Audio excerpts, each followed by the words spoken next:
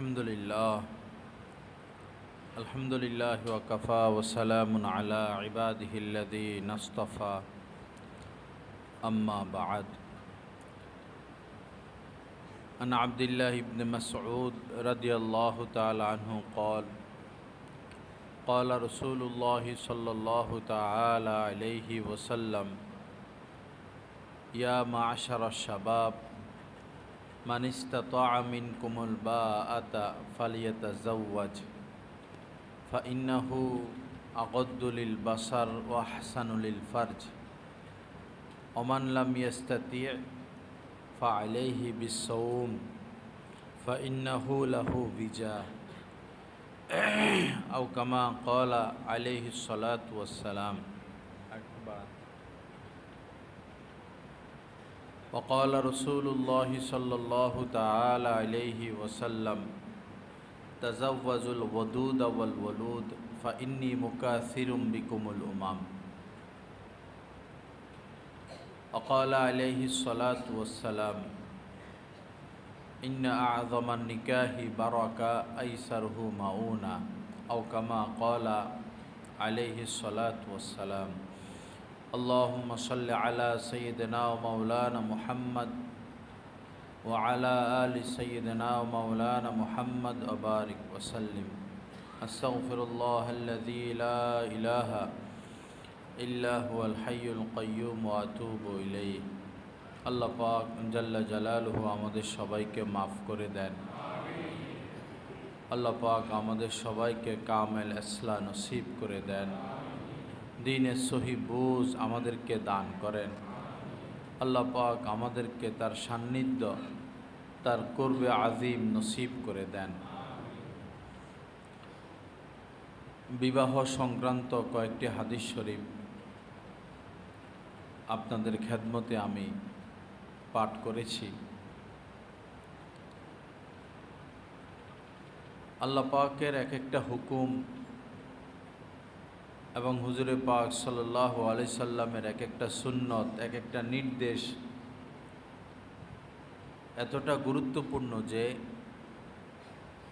একটা যদি অমান্য করা হয় দেখা যায় একটা অমান্য করার কারণে শত শত ক্ষতির সম্মুখীন মানুষ হয়ে যায়। ক্ষতিগ্রস্ত হওয়ার পর, বিপদে পড়ার পর, মুসিবত ডেকে আনার পর হায় হুতাশ শুরু করে, পেরেশানি দেখা যায়, অস্থিরতা দেখা যায়। অথচ এই পেরেশানির কারণ সে নিজে, এই বিপদ সে নিজেই ডেকে এনেছে। এখন হায় হুতাশ করে কি হবে? একটা সমস্যা হয়ে গেলেই তাৎক্ষণিক তো সমাধান হয় না। আপনি অসতর্ক ছিলেন, আপনার গায়ে আগুন লাগলো, হাত কেটে গেল, এখন হায় হুতাশ করে কি হবে? এখন সময় লাগবে, তো এটা সুস্থ হইতে সময় লাগবে। হাত বেশি কাটা গেলে সেলাই করতে হবে, অ্যান্টিবায়োটিক খাইতে হবে, ড্রেসিং করতে হবে। তদ্রূপ আমাদের কারণেই সমস্যাগুলো আসতে থাকে, আমরা গুরুত্ব দেই না। আল্লাহর হুকুম, নবীজির সুন্নতগুলোর গুরুত্ব দেই না, পরে বিপদ ডেকে আনি, বিপদে পড়লে পরে হায় হুতাশ করি। বিপদ যেহেতু চলেই আসছে, এখন তড়িৎ গতিতে যে বিপদ চলে যাবে বিষয়টা এমন না। এজন্য পূর্ব থেকেই সতর্ক থাকতে হয়। বিভিন্ন ছোটোখাটো ইলেকট্রিক যন্ত্র যেমন মোবাইল বা কম্পিউটার, ল্যাপটপ বা টেলিভিশন, এগুলোর ভিতরে খুললে অনেক তার, অনেক ছোট ছোট পার্টস, এটা আমাদের মাথায় ধরবে না কোনটা কোন কাজে আসে।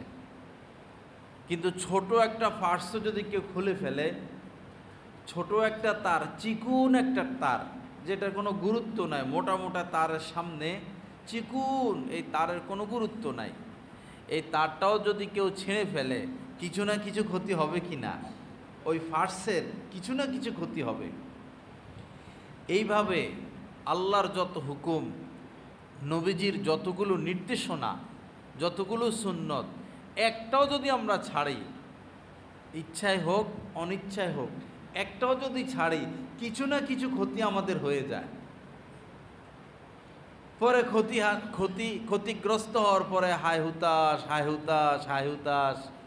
এখন হায় হুতাশ কেন করেন? আপনি অতীতের দিকে তাকান না। ভুলটা কি আপনি করছেন, না আপনাকে দ্বারা কেউ করাইলো?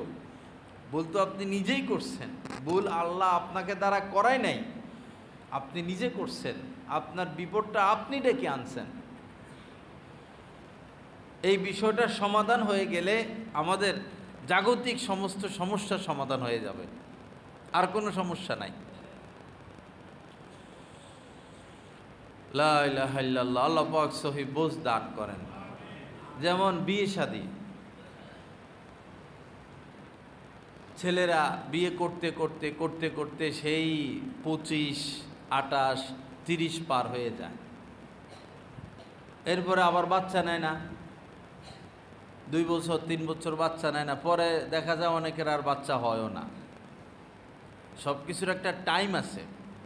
ফলটা পাকলো, আপনি ঘরে নিয়ে রেখে দিলেন, খান না খান না খান না, খাইলেন না, পরে আর খাইতে পারবেন? একটা সময় আছে তো, পড়ার একটা সময় আছে, খেলার একটা সময় আছে, ঘুমের একটা সময় আছে, সব কিছুরই সময় আছে।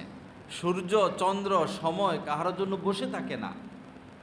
বিবাহ জীবনের একটা গুরুত্বপূর্ণ সাবজেক্ট, সন্তান গ্রহণ জীবনের একটা গুরুত্বপূর্ণ সাবজেক্ট, সন্তান লালন পালন, তাদেরকে দিন শিক্ষা দেওয়া দিনের দুনিয়ার জাগতিক একটা গুরুত্বপূর্ণ সাবজেক্ট। এই সমস্ত ক্ষেত্রে কোরআন সুন্নাহর বাহিরে যে পা দিবে সে বিপদে পড়বে। যেমন নবীজি বলেছেন, 3 কাজ যতদিন উম্মত তাড়াতাড়ি করবে ততদিন তারা কল্যাণের উপরে থাকবে। কথাটা সংক্ষিপ্ত কিন্তু অনেক ভারী। তার মানে এই 3 কাজ যখন তারা দেরিতে করবে আর কল্যাণের উপর থাকবে না। তার মধ্যে একটা হলো, মেয়ে বিয়ের বয়স হয়েছে, তাকে বিয়ে দিয়ে দাও। মেয়ের বিয়ের বয়স হয়েছে, 16 হইল, 17 হইল, 18 হইল, বস তাকে বিবাহ দিয়ে দাও, তাকে ধরে রেখো না। যারাই এই ক্ষেত্রে ভুল করছে, একটা প্রজন্ম ধ্বংস করে দিছে তারা। সেই অনার্স, সেই মাস্টার্স, সেই MBBS পাশ করতে করতে এই মেয়েটার বয়স হয়ে যায় 25, 28, 30। পরে এই ধরনের মেয়ের বাচ্চা হইতে সমস্যা। বাচ্চা এরা পরে আবার বাচ্চা নেয়ও না, শিক্ষিত মানুষ, সমস্যা হইতেই থাকে। পরে হয় এদের বাচ্চা হয় না, পরে বাচ্চা নিলেও বাচ্চা হৃষ্টপুষ্ট হয় না। আবার এরা চাকরিজীবী, বাচ্চাকে লালন পালন করে না, বুকের দুধ খাওয়ায় না। পরে এখান দিয়ে স্তন ক্যান্সার হয়, এখান দিয়ে বাচ্চা দুর্বল হয়, এখান দিয়ে বাচ্চার সাথে মায়ের ভালোবাসা সৃষ্টি হয় না, বাচ্চার সাথে কর্মচারী বা দাদা দাদির ভালোবাসা সৃষ্টি হয়। মায়ের সাথে দূরত্ব বাড়তে থাকে, বাবার সাথে দূরত্ব বাড়তে থাকে। বাচ্চা আলাদা আলাদা, মা আলাদা আলাদা। পরে বাচ্চা মোবাইল, টেলিভিশন, বন্ধুবান্ধব, গেমস, এই হচ্ছে তার ভালোবাসার বস্তু। পর্যায়ক্রমে সেও কোনো মেয়ের প্রেমে পড়ে যায়, কারণ সে ভালোবাসা পেতে চায়, কিন্তু মা তো তাকে ভালোবাসে না, ভালোবাসা দেয় না। সে বাবার ভালোবাসা পেতে চায়, বাবা তো তাকে ভালোবাসা দেয় না। বাবা তো অর্থ নিয়ে ব্যস্ত, বাবা চলে যায় আমেরিকা, বাবা চলে যায় লন্ডন। সন্তান তাকে ভালোবাসা দিতে হবে, আপনি পিতা, তাকে আদর সোহাগ করতে হবে, তাকে ভালোবাসা দিতে হবে। আপনি মা, আপনার বাচ্চাকে আপনি ভালোবাসা দিতে হবে, এটা আপনার দায়িত্ব। আপনার ভিতরে এত লোভ ঢুকলো কেন? আপনি এত বড় লোভী হলেন কেন? আপনি তো আপনার সন্তানকে শেষ করলেন, আপনি আপনাকে শেষ করলেন। সব জায়গায় লোভ কাজ করে। সুন্নাহ শরীয়তের গণ্ডির বাহিরে যারা চলবে তারাই বিপদগ্রস্ত হবে। কিছুই করার নাই। তাবিজে কি করবে, দোয়ায় কি করবে, পানি পড়ায় কি করবে? আপনি তো আপনার হাত কেটে চলে আসছেন, আপনার কলিজা কেটে দিছেন, এখন দোয়ায় আর কি হবে, পানি পড়ায় কি হবে? সিস্টেম মোতাবেক আগাইতে হবে। একটা গাছ আপনি চাচ্ছেন যে সেটা সোজা হোক, লম্বা হোক, সোজা হোক, আপনি চাচ্ছেন এটা, কিন্তু গাছটা যখন 2 হাত লম্বা হইল, আপনার উচিত ছিল গাছটা যখন বড় হয় তার কানাগুলো শাখাগুলো কেটে দেওয়া, তখন সে বড় হবে। সোজা একটা থাকে, সোজাটা রেখে আপনি বাম পাশে একটা বাইর হলো এটা কেটে দেন, ডাইন পাশে একটা বাইর হলো এটা সুন্দর করে কেটে দেন, গাছটা সোজা হবে। আপনি কি করলেন, গাছের মেইনটা কেটে দিছেন, যেটা সোজা বাইর হয় মেইনটা কেটে দিছেন, আর মনে মনে আশা যে গাছটা কি হোক, সোজা হোক। এটা পাগলের আশা, এই আশা পাগলের আশা। এরকম আমরা পাগল হয়ে গেছি, আমরা পাগল হয়ে গেছি সব।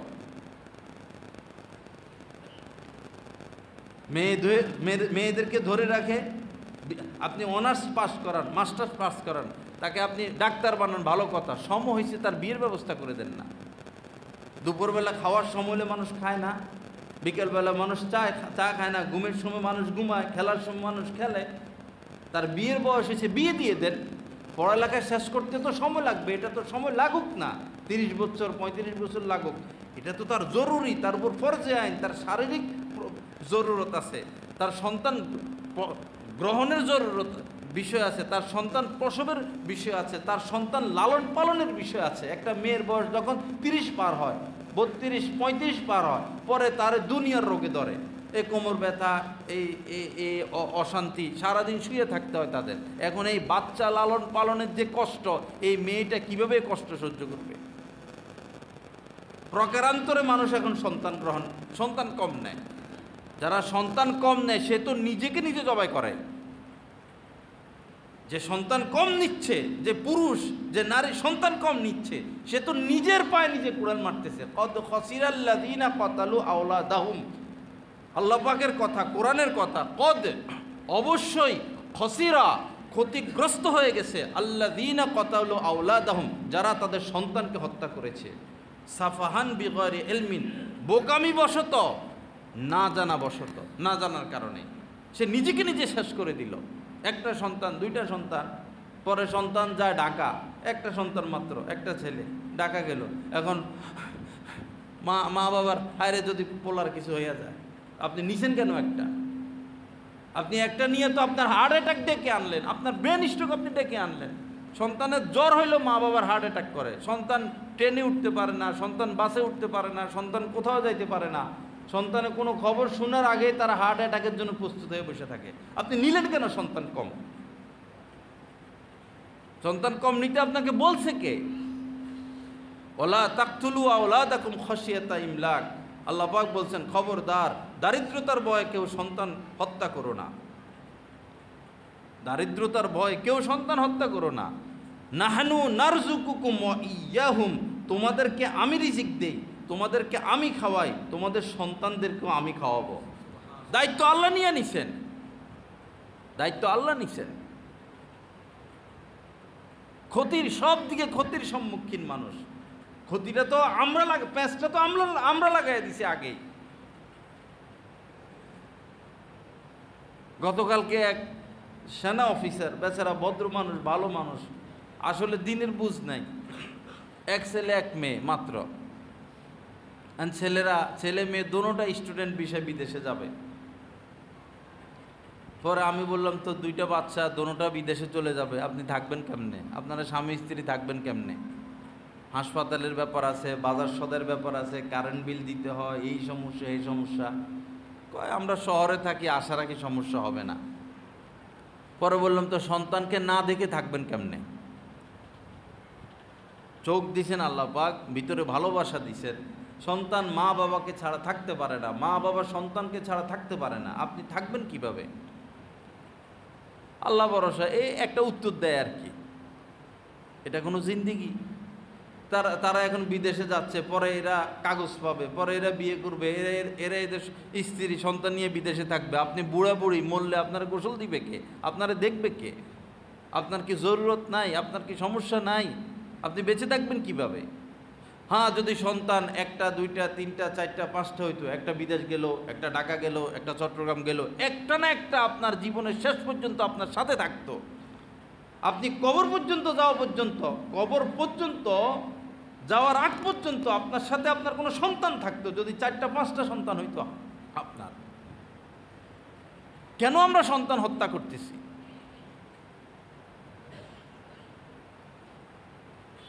এরপরে দেখুন সমস্যাগুলো। মনে করুন আপনার একটা ছেলে, তো সে বড় হইল, তাকে বিয়ে করাইলেন,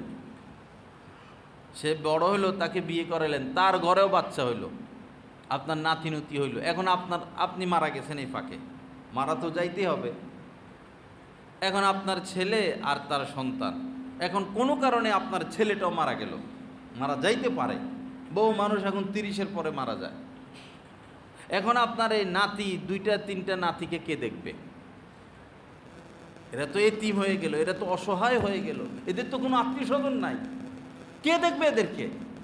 যদি আপনার 2টা বাচ্চা থাকতো, তাহলে আপনার একটা ছেলে মারা গেল, এখন এই নাতিগুলো তার চাচার আশ্রয় থাকতে পারত, চাচাই টেনে নিত। আপনি স্বামী স্ত্রী মারা যাবেন, আপনার মেয়ের বাচ্চা হবে, তো 2 বোন থাকলে 1 বোন আরেক বোনকে যাইয়া দেখে, 1 বোনে ক্ষতি হলে আরেক বোন পাশে যাইয়া দাঁড়ায়। বহু বিষয় আছে। এজন্য নবীজি বলেছেন, তাজাওয়াজুল ওয়াদুদা ওয়াল ওয়ালুদ ফা ইন্নী মুকাসিরুম বিকুমুল উমাম। যেই মেয়ে প্রেমময়, যার ভিতরে ভালোবাসা আছে, যার ভিতরে মায়া আছে, আদর সোহাগের যোগ্যতা আছে, ভালোবাসা আছে, এরকম মেয়েকে বিবাহ করবা, এবং যে বেশি সন্তান দিতে পারে এরকম মেয়েকে বিবাহ করবা। অল্প কয়টা ইহুদি এই হিটলারের মাইরা মুইরা, এই অল্প কয়েকটা সংখ্যা আমার জানা নেই, 80 না 100 নাকি কয়টা নৌকার উপরে ছিল এরা, অল্প কয়েকটা। রাশিয়া গেছে, রাশিয়া তাদেরকে জায়গা দেয় না, আমেরিকা গেছে, আমেরিকা জায়গা দেয় না, লন্ডন গেছে, লন্ডন জায়গা দেয় না। এই জাতিকে সবাই চিনে, তো অল্প কয়েকটা দয়া করে এই ফিলিস্তিনিরা জায়গা দিচ্ছেন, তো এখন বুঝতেছে তো জায়গা দিয়া। তো এই অল্প কয়েকটা ইহুদি 80 বছরও হয় নাই, এখন দেখেন সারা পৃথিবী ছড়াই গেছে। এদের মহিলারা প্রত্যেক বছর বাচ্চা নেয়, কোনো বছর এদের গ্যাপ নাই, স্বামী নাই তাও বাচ্চা হইতেছে, 2টা করে হইতেছে। আমেরিকার ইহুদি মহিলাদের 2টা করে বাচ্চা প্রতি বছর, কি প্রযুক্তি হেরা নিচ্ছে, 2টা করে হইতেছে, সারা পৃথিবী ভরে ফেলতেছে তারা ইহুদি দিয়া। আর আমাদেরকে শিখিয়ে দিয়েছে 2টি বাচ্চা যথেষ্ট, 1টি হলে ভালো হয়। এটা মুনাফিকি কথা, এই শব্দটা মুনাফিকি শব্দ। আমার আপনার থেকে দুনিয়া তারা বেশি ভালো বুঝে। বর্তমানে সবচেয়ে ধনী, বিশ্বের ইতিহাসে কোনো মানুষ এত ধনী হয় নাই। এই ইলন মাস্ক যত সম্পদের মালিক, তার 11টা বাচ্চা, তার 11টা সন্তান, সে কি দুনিয়া বুঝে না? তার ভয় কিসের? একটা বাচ্চা মারা গেলে আরেকটা আছে, আরেকটা মারা গেলে আরেকটা আছে, এটারে এই কাজে লাগায় রাখবে, এটারে এই কাজে লাগায় রাখবে, ওটারে ওই কাজে লাগায় রাখবে। যার সন্তান বেশি তার তো এমনি সমাজে শক্তি বেশি, 7-8টা ছেলে, কথা কইলে 7-8টা দৌড় মারে। আপনি মারা গেছেন, এখন আপনার একটা বাচ্চা, এটা তো শিয়ালের জিন্দিগি, এ তো শিয়ালের মতো গর্তে ঢুকে থাকবে, তার কেউ নাই, একা। তার যদি ভাই 4-5টা থাকে, তারা সিংহের মতো তাদের জিন্দিগি। এক ভাইকে কিছু বললে 10 ভাই আগে আসে। মক্কায় এরকম এক লোক ছিল, তার 10 সন্তান, কেউ ডরে তার সাথে কথা বলতো না, 10 সন্তান তার সাথে হাঁটতো, বাপ আর 10টা সন্তান একসাথে, যেদিকে যাইতো একসাথে যাইতো, ডরে মক্কায় কেউ এদের সাথে কথা বলতো না। কি ভুল করতেছি আমরা?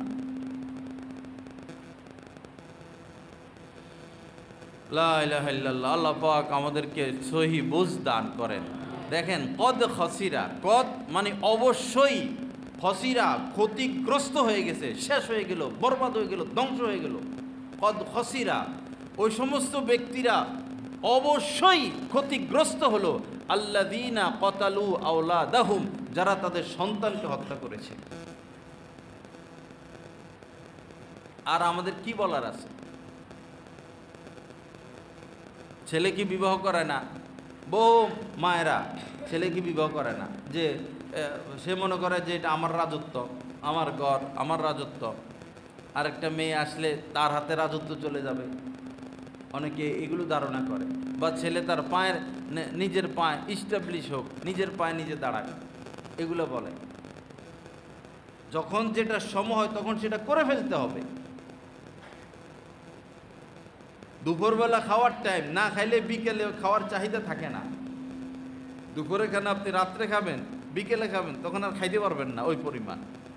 বিয়ের বয়স হয়েছে, বিয়ে করাই দেন। আপনি পিতা, আপনার উপর দায়িত্ব সন্তানকে বিয়ে করাই দেওয়া সময় মতো।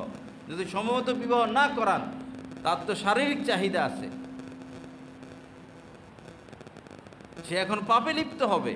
আপনি বিড়াল পালেন, বিড়ালকে খানা দেন না, ভালো কথা, বিড়াল আরেক পাশে দিয়ে খাইয়ে আসবে চুরি করে হইল, সে তো ক্ষুধার্ত থাকতে পারবে না, মারা যাবে, তার খাদ্য সে সংগ্রহ করবে। মেয়ে বিবাহ দিবেন না, ছেলেকে বিবাহ করাবেন না, তারা কি বসে থাকবে?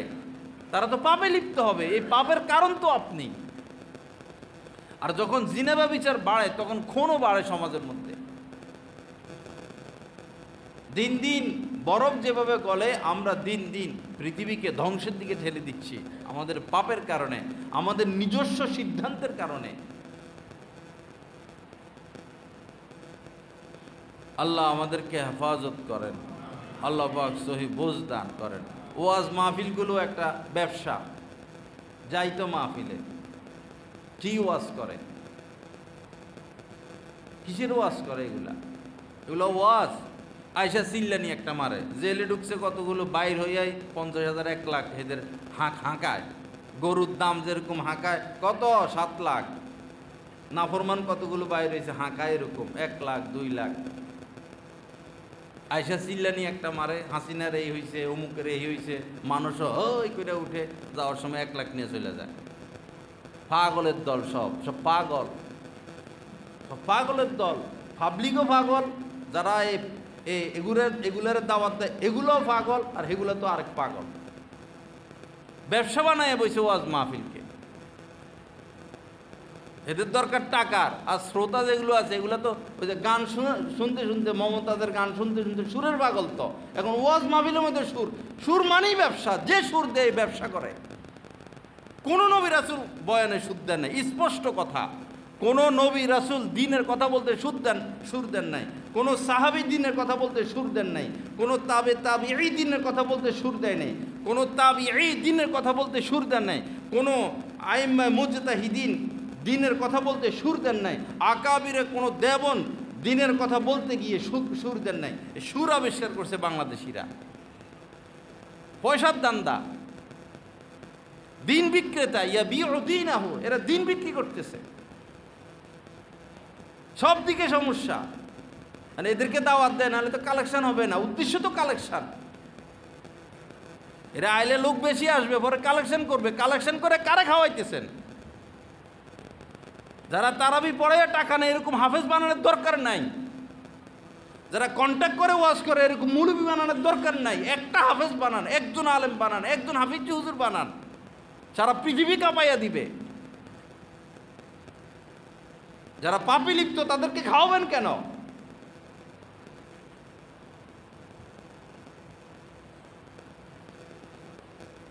আল্লাহ পাক সহি বুঝ দান করেন। সব সমস্যা যারা সমাধান করবে তাদের কোনো মূল্যায়ন নাই। যারা সমাধান করবে তাদের মূল্যায়ন নাই। এরা ঘরে বসে থাকে, এদেরকে পায়ের নিচে ফালাইয়া ফিসে ফেলাও, শেষ করে ফেলাও।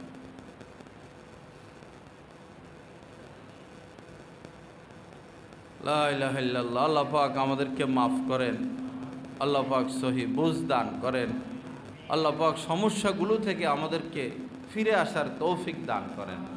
যে হাদিস শরীফ আমি পড়েছিলাম শুরুতে, ইয়া মাশারা শাবাব, নবীজি বলতেছেন, হে যুবকেরা, শুধু যুবকদেরকে বলতেছেন, মানিস্তাতা মিনকুমুল বাআতা, তোমাদের মধ্যে যারা বিবাহ করতে সক্ষম। আল বাআতা মানে হলো শারীরিকভাবেও সে সক্ষম এবং আর্থিকভাবেও সক্ষম। মোহর দিতে পারবে, স্ত্রীকে খাওয়াইতে পারবে, স্ত্রীর গোসল করার ব্যবস্থা, তার পাকঘরের ব্যবস্থা, তার থাকার মতো একটা রুম, এই 3টা জরুরি। দেশ গ্রামে নদীতে গোসল করে মহিলারা। যে পুরুষের স্ত্রী নদীতে পুকুরে খোলামেলা গোসল করে, এরা পুরুষে না, এরা কাপুরুষ। এদের বিয়ে করা উচিত হয় নাই। স্ত্রীর গোসলের ব্যবস্থা করে দিতে পারলো না, স্ত্রীর বাথরুমের ব্যবস্থা করে দিতে পারলো না, স্ত্রীর থাকার ব্যবস্থা করতে পারলো না, স্ত্রীর পর্দার ব্যবস্থা করতে পারলো না, একে বিয়ে করতে বলছে কে? সমানে দেশ গ্রামে পুকুরে গোসল করে খোলামেলা, এই অবস্থা সমাজে। নদীর দেশে নদীতে বিয়ে করে, এদিকে পুরুষ বিয়ে গোসল করতেছে নদীতে, এদিকে মহিলারা গোসল করতেছে নদীতে। এটা কি মুসলিম সমাজ?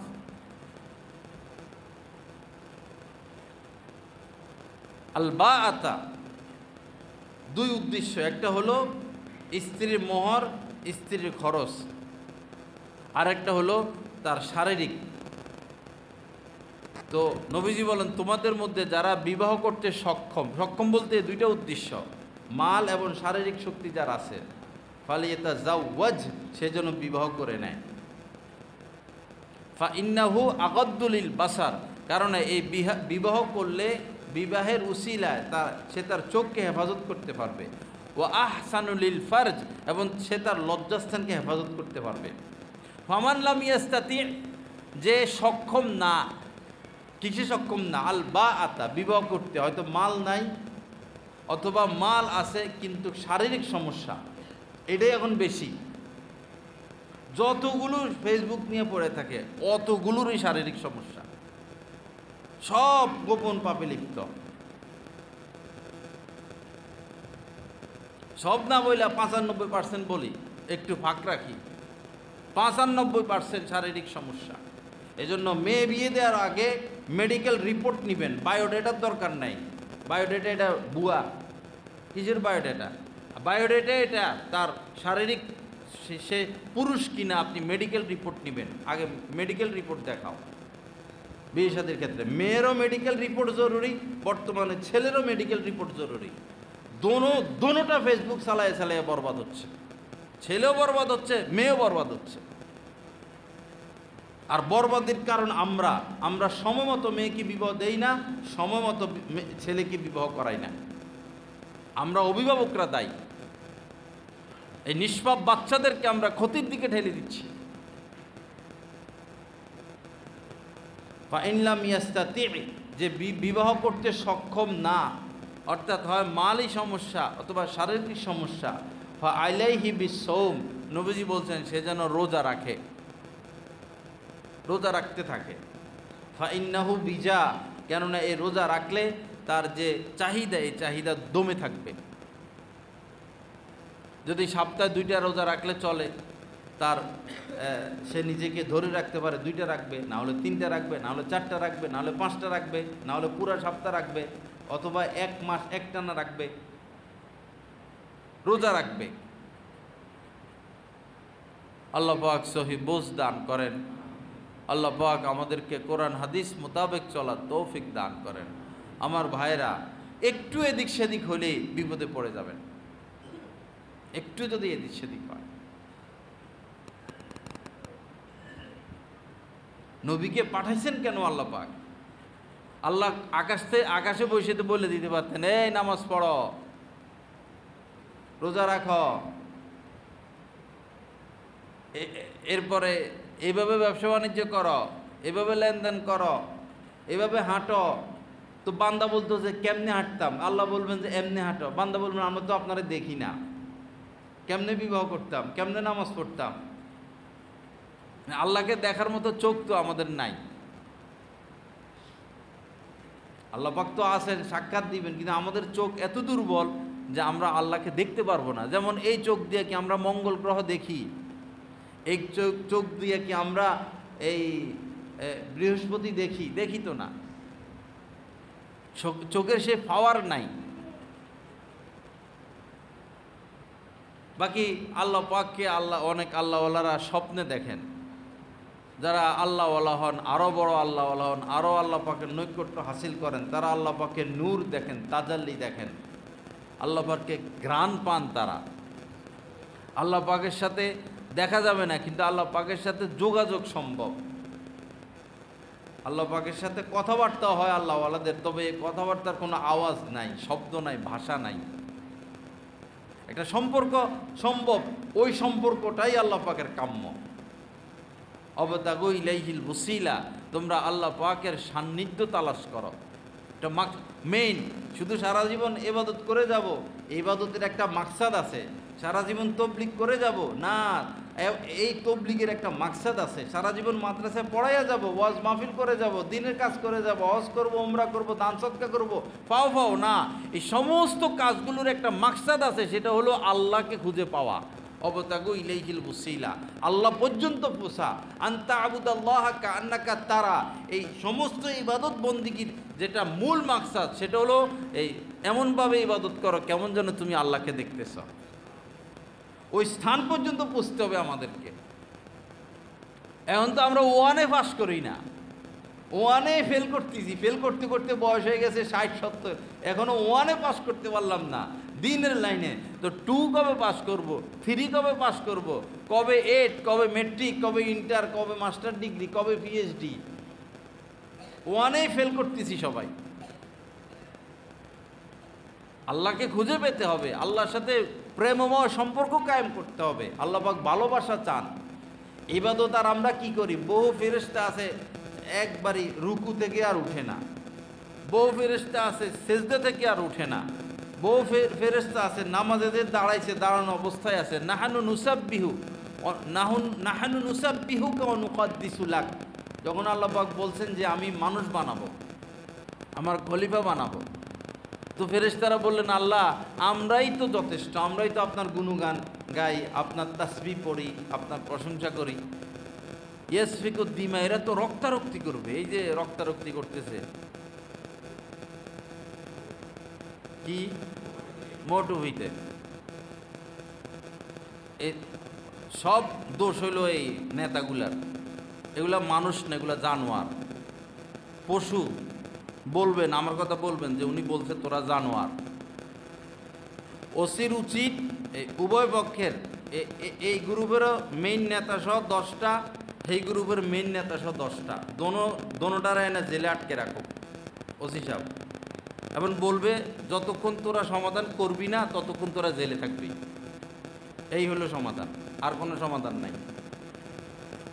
যত বড় বিচারক, এই যে নিচে দিয়া খায়, নিচে দিয়ে খাওয়ার পার্টি সব বিচারকেরা, হর্তাকর্তারা। আপনারা নেতা মানেন আর কি? আপনারা ফুলের মালা দেন, গেট লাগান। বহু নেতা তো আসতো দেখতাম 1000 গেট লাগায়। তোর বাপের টাকা দিয়ে তুই গেট লাগাইলি? কার টাকা, কার সম্পদ নষ্ট করলি? এরা কই এখন? এত ফুলের মালার লোক কই এখন? ভালোবাসা যদি উভয় পক্ষ থেকে থাকতো তাহলে সে হেলিকপ্টারে পা দিল কেন? সে জেলে যাক, সে সেনাদের হেফাজতে যাক, জনগণ তাকে জেল থেকে বাইর করতো, সে পলাইলো কেন? বোঝা গেল ভালোবাসা নাই, স্বার্থের জন্য রাজনীতি করছে। আপনাদেরও স্বার্থ আছে, আপনারা বাগবুক পান কিছু। আল মারউ মাআ মান আহাব্বা, যে যাকে ভালোবাসবে সে তার সাথে থাকবে। সহজ কথা। কাকে ভালোবাসি আমরা যাচাই বাছাই করি।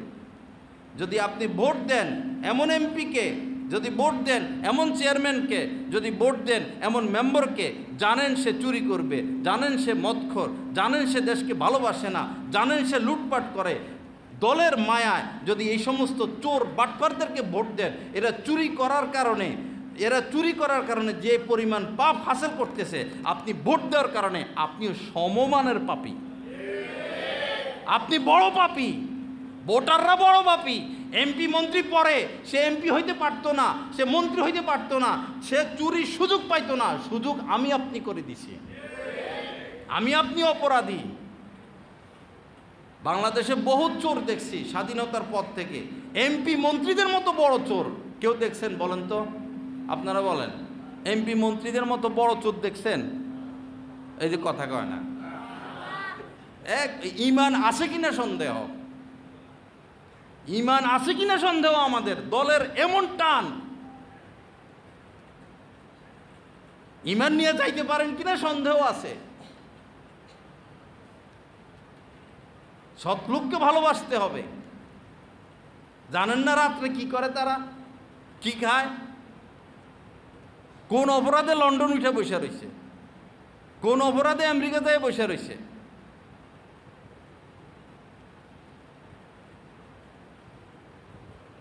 আমার কাছে আশ্চর্য লাগতো যখন আমি কলেজে ফার্স্ট ইয়ারের ছাত্র, মিছিল বাইর হয়, জিয়ার সৈনিক এক শত শত ছেলে এক হয়ে যেত, মুজিব সৈনিক এক শত শত ছেলে এক হয়ে যেত। পরে আরেক পার্টি বাইর হইতো, আল্লাহর সৈনিক এক পরে আরেক পার্টি বাইর হইতো। পরে আমি ভাবতাম যে এদের আর এদের মধ্যে কত পার্থক্য।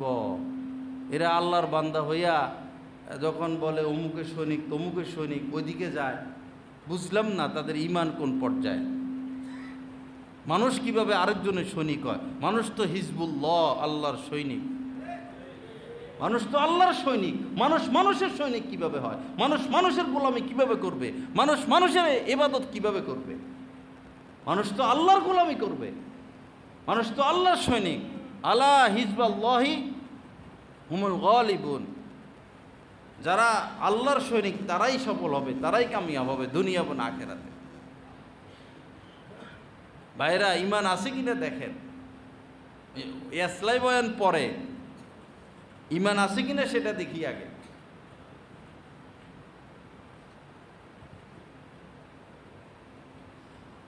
লা ইলাহা ইল্লাল্লাহ। আল্লাহ পাক আমাদেরকে মাফ করেন।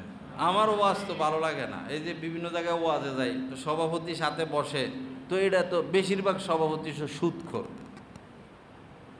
অনেকে আসতে শর্মে উঠে চলে যায়। তো পরের বছর আর দাওয়াত দিব? আমারে দাওয়াতের দরকার কি? আমার দরকার দিন প্রচারের, হক কথা বলে আসি। আমি কি বিক্রি হয়ে গেছি টাকার কাছে যে গোলামি করতে হবে? যারা কন্ট্যাক্ট করে যায় তারা গোলাম। তারা 1 ঘন্টা 1.5 ঘন্টা বয়ান করতে হবে। আমি গোলাম না, আমি বাদশা। মন ছেলে বয়ান করব, মন ছেলে তোদের মুখে জুতো মেরে চলে আসবে। আমি গোলাম না, কাহারও গোলাম না। কোনো মসজিদে কোনো মসজিদে থাকতে হবে নির্ধারিত না। আরদুল্লাহি ওয়াসিয়া, আল্লাহ পাকের জমিন প্রশস্ত। দ্বীনের খেদমত মাকসাদ করে নিয়েছি, কোনো স্থান আমাদের মাকসাদ না। দ্বীনের খেদমত মাকসাদ।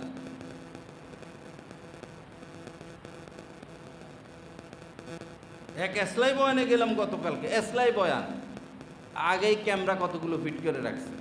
এসলাই বয়ান এক একজনের নামের লকব। সারাদিন ছবি তোলা নিয়ে ব্যস্ত, টাকা কামানো নিয়ে ব্যস্ত। 2টা 3টা 4টা 5টা 10টা মাহফিল, শুধু টাকা আর টাকা, টাকা আর টাকা। হেরা করে এসলাই বয়ান। একটা বয়ান ফ্রি করো না, তোমরা তো প্রত্যেকটা কোটি কোটি টাকার মালিক। একটা বয়ান ফ্রি করে দেখাও যে আল্লাহর জন্য করি। দেখেন না, একজনটা আনতে পারেননি যাদের বক্ত আপনারা। প্রতি বছর তো এরা 400-500 মাহফিল করে, একটা যে ফ্রি আল্লাহর জন্য একটা দেখেন তো।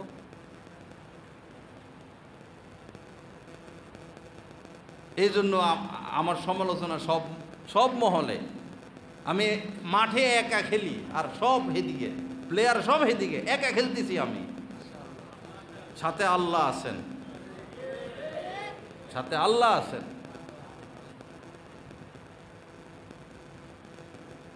আল্লাহ পাক আমাদেরকে সহি বুঝ দান করেন। আল্লাহ পাক আমাদেরকে হেদায়েত দান করেন।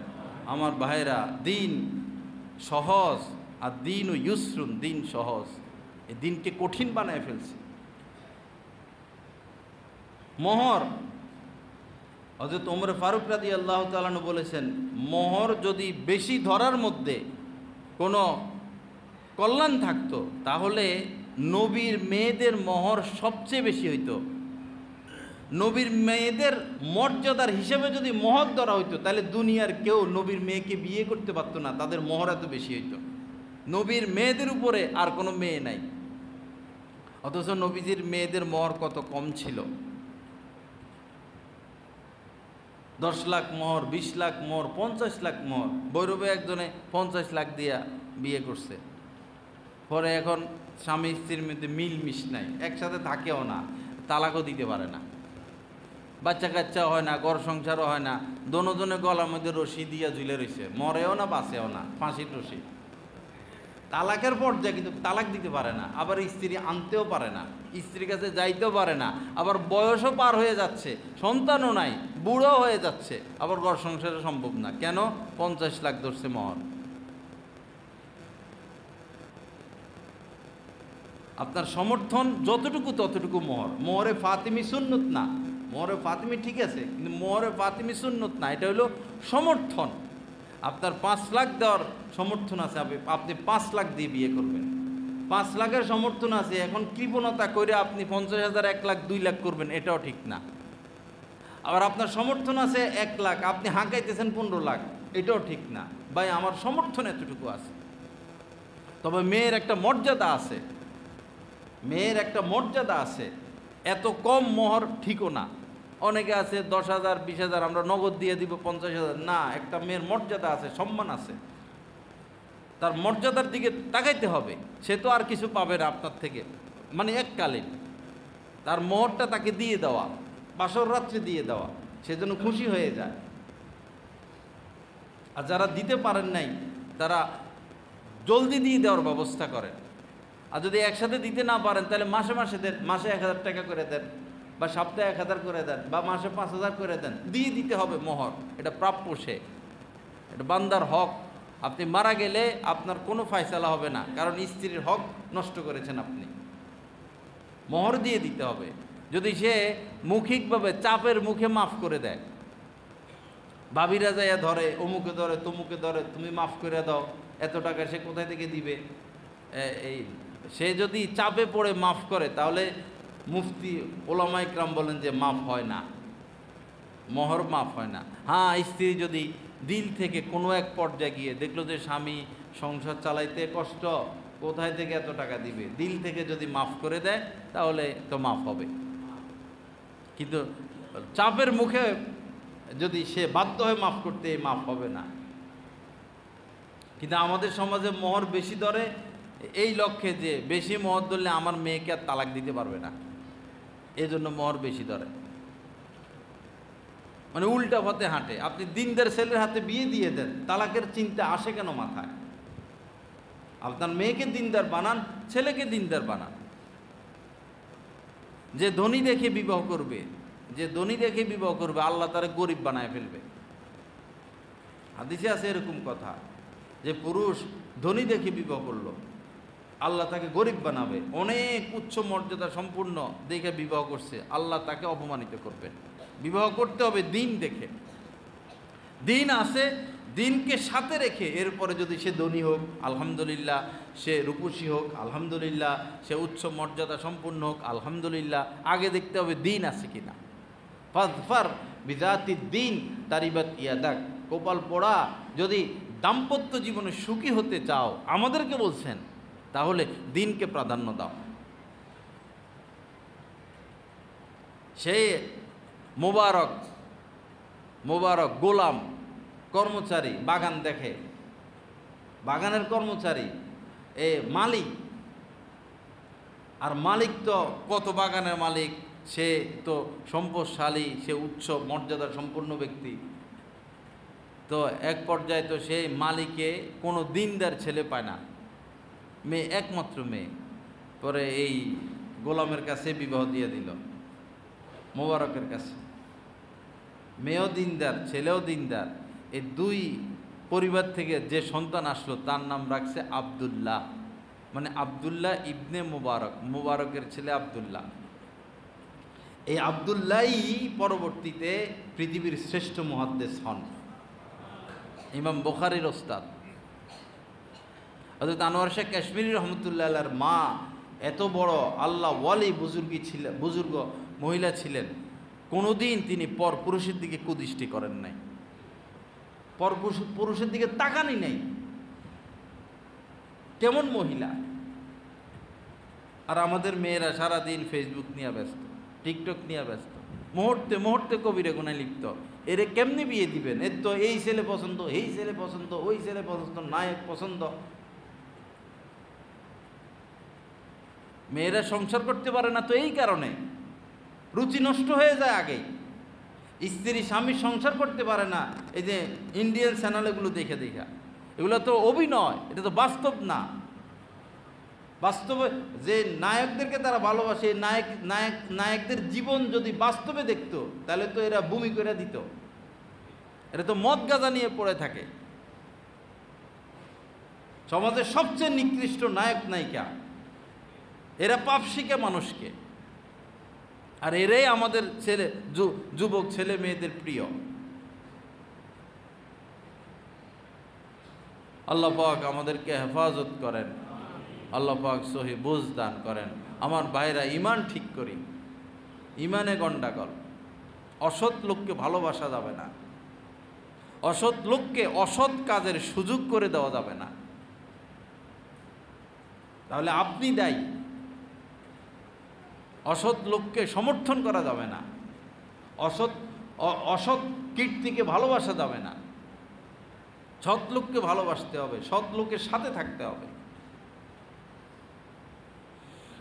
আল্লাহ পাক আমাদের সবাইকে মাফ করে দেন, আল্লাহ পাক সহি বোঝ দান করেন। এখন বিভিন্ন মাদ্রাসায় ভর্তি চলতেছে, আপনার সন্তান আছে, সন্তানকে দিন শিখান। ঠকবেন না বাবা, জিতবেন। সন্তান নাই, সন্তানের সন্তান আছে, তাদেরকে ভর্তি করান। আপনার অবস্থা নাই, তাহলে আরেকজনকে তশকিল করেন। সারা পৃথিবীর সমস্ত এই আউলিয়া, গাউস, কুতুব, আলেম, ওলামা সবার নেক আমলকে যদি এক পাল্লায় রাখা হয়, আর হযরত আবু বকর সিদ্দিক রাদিয়াল্লাহু তাআলা আনহুর নেক আমলকে আরেক পাল্লায় রাখা হয়, উনার পাল্লা ভারী হবে। কারণ কি? কারণ তিনি ইসলাম গ্রহণ করার পর আর বসে থাকেন নাই, শুধু দৌড়ে দৌড়ে আনছেন আর মুসলমান বানাইছেন, আনছেন মুসলমান বানাইছেন, আনছেন মুসলমান বানাইছেন। হাত্তাকে হযরত ওসমান রাদিয়াল্লাহু তাআলা আনহু তার দাওয়াত গ্রহণ করে ইসলাম গ্রহণ করছেন। তো উনি যে মানুষগুলোকে মুসলমান বানাইছেন, সাহাবী বানাইছেন, তারা তাদেরকে বানাইছে, তারা তাদেরকে বানাইছে, তারা তাদেরকে বানাইছে, এইভাবে কিয়ামত পর্যন্ত এই মানুষগুলো যতগুলো আমল করবে, মূল তো হযরত সিদ্দিকে আকবর, আবু বকর সিদ্দিক। এই কারণে এদের সমপরিমাণ সওয়াব তিনি একা পেয়ে যাবেন, কিন্তু এদের কাহারোটা কমানো হবে না। আপনি যদি তশকিল করে চেষ্টা করে একটা বাচ্চাকে দ্বীনি লাইনে শিক্ষিত করে দিতে পারেন, সহযোগিতা করে, এই বাচ্চা যত আমল করবে এবং এর সিলসিলা তো অব্যাহত থাকবে, আপনি এতগুলো নেকের মালিক হয়ে যাবেন। কিয়ামতের ময়দানে এমন হবে যে আপনি উঠছেন খালিয়াতে, কিচ্ছু নাই। আসলে দেখা যাবে যে আপনার আমল নামায় অনেক কোরআন খতমের সওয়াব, শত শত কোরআন খতমের সওয়াব। আপনি নিজে হতবাক হইবেন যে জীবনে একবারও তো কোরআন খতম করলাম না, তো দেখি শত শত কোরআন খতমের সওয়াব। ব্যাপার কি? ব্যাপার হলো এটা, আপনি সহযোগী হয়েছেন কাহারও। আল্লাহ পাক জাল্লা জালালু আমাদের সবাইকে ইসলাম নসিব করেন। বাবা, ইসলাম ফরজ, আমার কথা কষ্ট নেবেন না। কিয়ামতের আগে 10টা জিনিস উঠিয়ে নেওয়া হবে, তার মধ্যে একটা হচ্ছে আলেমরা আর হক কথা বলবে না, তাদের হিম্মত উঠিয়ে নেওয়া হবে, তারা কথা বলার সাহস রাখবে না, পরিস্থিতি থাকবে না। যারা এই আল্লাহর উপর ভরসা করে সামাজিক এ সমস্ত বিষয় মানুষের সামনে তুলে ধরে, তাদের কদর করবেন বাবা। যিনি ভালো অপারেশন করতে পারে তার কদর করা উচিত। আপনি যদি ভাবেন হ্যাঁ আমার কলিজা কেটে ফেলে, আমার ইঞ্জেকশন মারে, আমার রক্ত বাইর করে ফেলায়, আমার গলা কেটে ফেলছে, না এই ডাক্তারের বিরুদ্ধে লাগবো, আপনি তো বেওকুফ। তিনি ভালো সার্জন, তার যেমন কদর করা উচিত, দ্বীনি লাইনে যিনি সার্জন তারও কদর করা উচিত। কিন্তু ওদের কদর ঠিকই আছে, কিন্তু দ্বীনি লাইনে যারা সার্জন তাদের কদর নাই, কারণ তাদের কথা সবার গায়ে লাগে। তো যার যে সমস্যা, তার ওই সমস্যা মোতাবেক তার শরীরে সেটা গিয়ে লাগবে, তো আপনি সংশোধন হয়ে যাবেন, আপনার জাহান্নামের আগুন থেকে বাঁচা লাগবে না।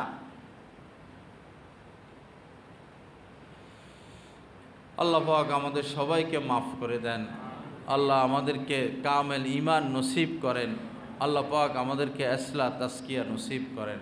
আজকে আমাদের এই মাদ্রাসা মসজিদে মাসিক ইসলাহি জোর, ইসলাহি বয়ান, ইনশাল্লাহ বাদ এশা 7:30টায় এশা, সবাইকে দাওয়াত, এবং বিশেষ করে দাওয়াতও দিবেন।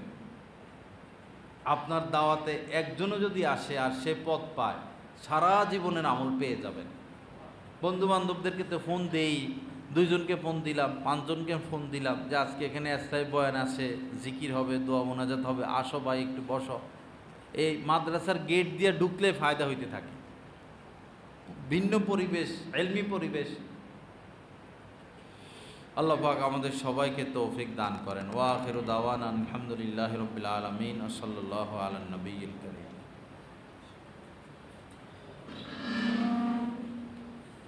হযরত ওয়ালা দামাত বারাকাতুহুমের প্রতিটি বয়ান পাচ্ছেন নেটের মাধ্যমে, টেলিগ্রামের মাধ্যমে। প্রথমত গুগল প্লে স্টোর থেকে টেলিগ্রাম অ্যাপসটি ডাউনলোড করতে হবে। তারপর টেলিগ্রাম অ্যাপসে প্রবেশ করে নিজের মোবাইল নাম্বার এবং একটি ভেরিফিকেশন কোড প্রদানের মাধ্যমে অ্যাকাউন্ট খুলতে হবে।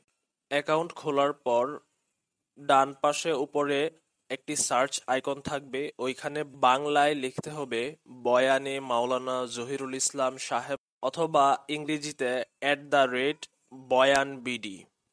তারপর চ্যানেলে প্রবেশ। পরবর্তী কাজ হলো নিচে জয়েন আইকন থাকবে, ওইখানে ক্লিক করা। জয়েন হয়ে যাওয়ার পর পূর্ববর্তী আপলোডকৃত সকল বয়ান আপনারা পেয়ে যাবেন খুব সহজে।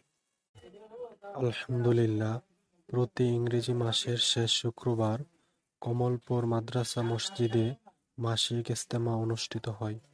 উক্ত মজলিসে অংশগ্রহণ করার জন্য সকলের প্রতি দিনী দাওয়াত রইল।